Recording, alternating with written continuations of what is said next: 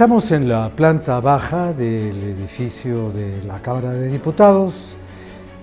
Por este pasillo se llega al salón de plenos y también al área de comunicación social y también a la sala de trabajo de los periodistas que cubren el Poder Legislativo.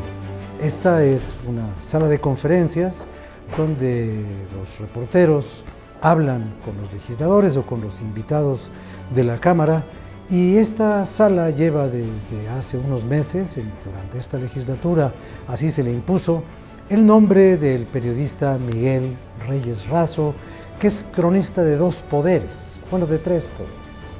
Es cronista del Poder Ejecutivo, pues acompaña con frecuencia al presidente de la República en sus viajes internacionales.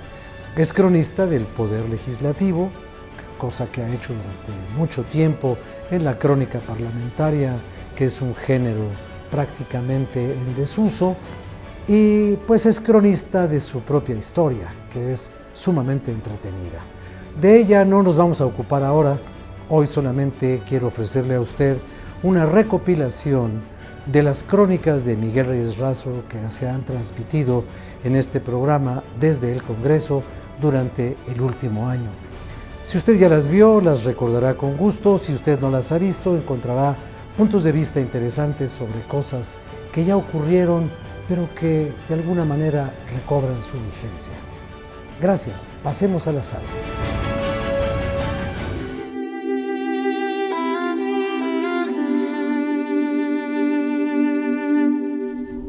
A punto de concluir los trabajos de esta 62ª legislatura, es buena hora de pretender resumir lo más interesante que ha ocurrido en este escenario, aquí en San Lázaro, desde el 1 de septiembre de 2012 hasta esta fecha, en un programa que se aproxima al centenar, al número 100 de las emisiones desde el Congreso, en el que hemos tenido el privilegio de hacer la crónica oral, reseñar para usted en un lenguaje lo más llano y lo más accesible posible los trabajos de los diputados.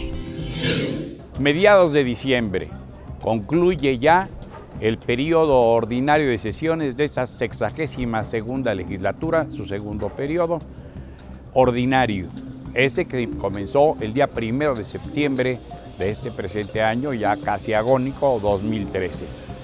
Días intensos en el Congreso, lo mismo en la llamada Cámara Alta, el Senado, que aquí en San Lázaro, que es la gran Cámara, donde debe discutirse como misiones principales el presupuesto, tanto el de ingresos como el de egresos de la Federación. Es decir, en qué se va a gastar el dinero, qué quiere hacer el gobierno con los impuestos, cómo los va a distribuir, dónde urge, dónde no urge, ¿verdad? Más bien debíamos preguntarnos eso en virtud de las grandes necesidades que tiene este país tan poblado, tan desigual y donde hay que trabajar muy duro para tener el sustento. El mero hecho de reformar ya implica resistencia. Hay que cambiar algo y sí, porque se juzga que no funciona tan bien como debiera.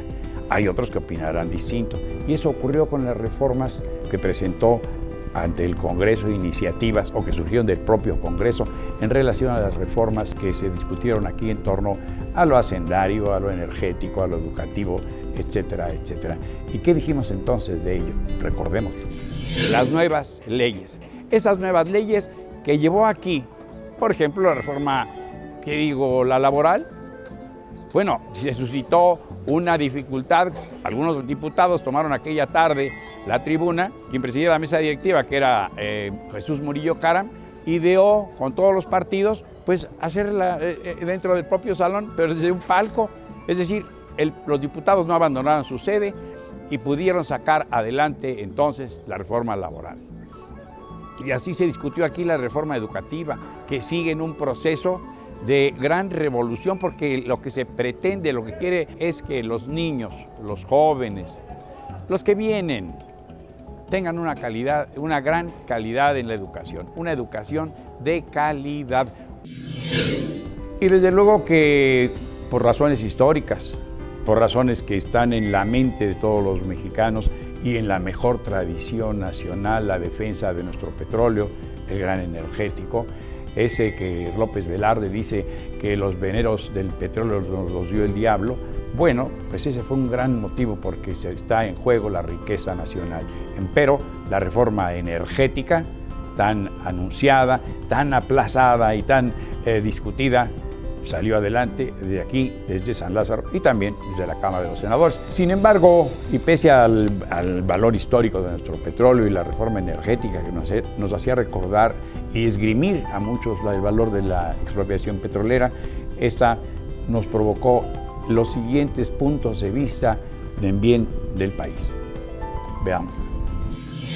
Concluyen periodos extraordinarios que el propio presidente de la mesa directiva, el diputado González Morfín, calificó de histórico lo recientemente ocurrido aquí en el Palacio Legislativo de San Lázaro.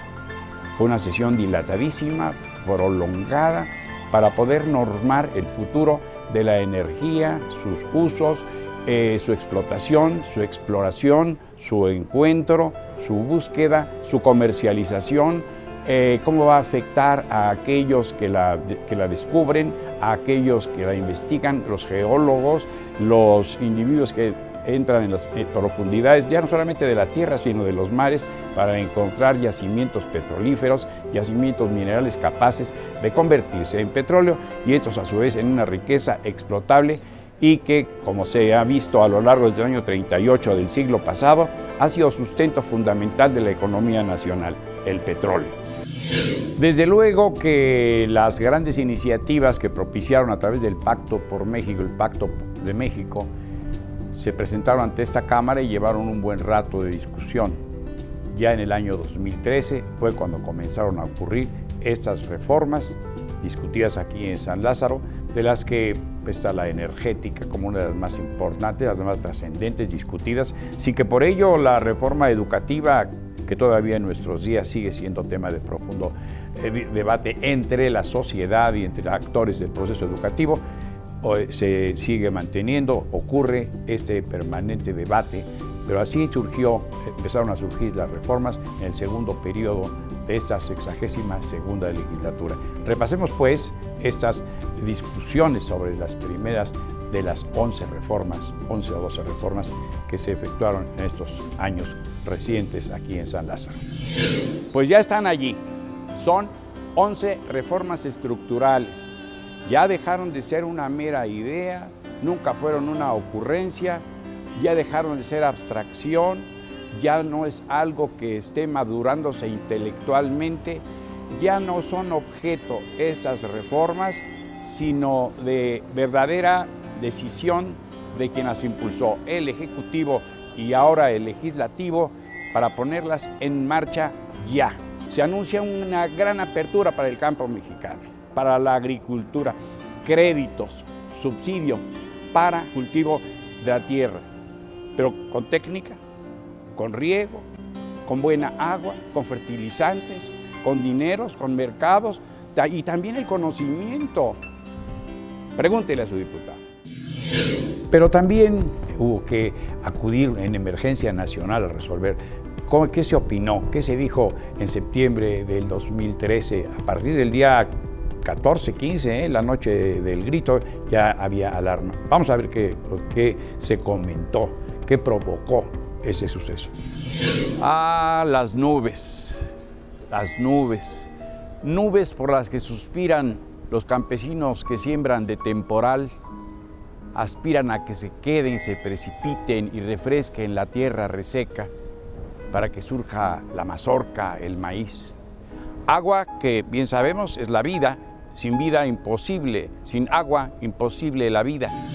Por estos días, justamente en estos días, y desde la Cámara de los Diputados, aquí en San Lázaro, tanto se ha ocupado el cuerpo legislativo, el cuerpo de los legisladores, del agua, porque el agua ha dañado a medio país o más y todavía falta.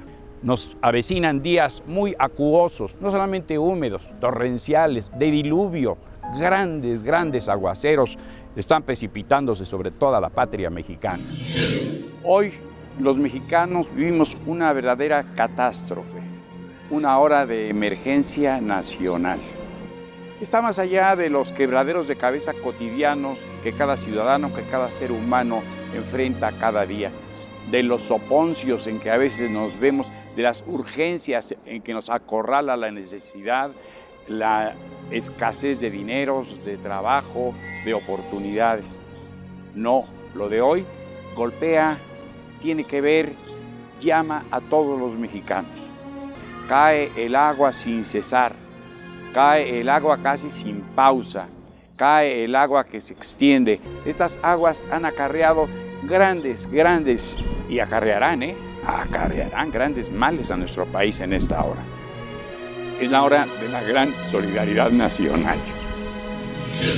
El año pasado, el año 2013, aquí hubo grandes inundaciones, grandes meteoros, el Manuel, el Ingrid, que con solo uno que se acerque a territorio nacional es capaz de causar infinitos daños.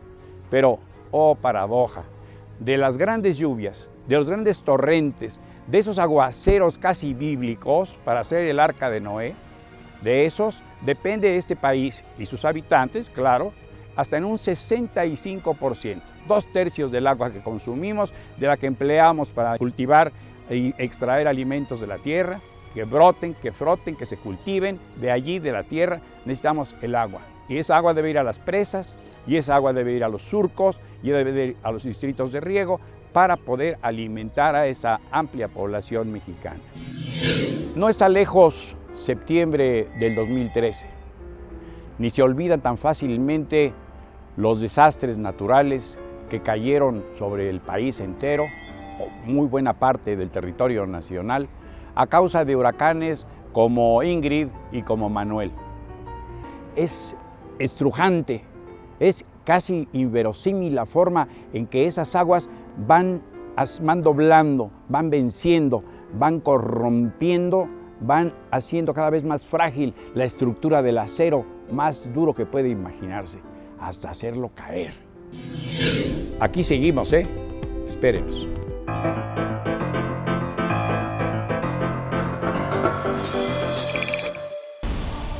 El Centro de Estudios Sociales y de Opinión Pública de la Cámara de Diputados convoca a investigadores y estudiosos de la realidad mexicana al Premio Nacional de Investigación Social y de Opinión Pública 2015. El premio al primer lugar es de 130,000 pesos y la publicación del trabajo. Los proyectos se recibirán hasta el 28 de agosto por correo postal. Consulta las bases en www.diputados.gov.mx/CESOP. Cámara de Diputados, 62ª Legislatura.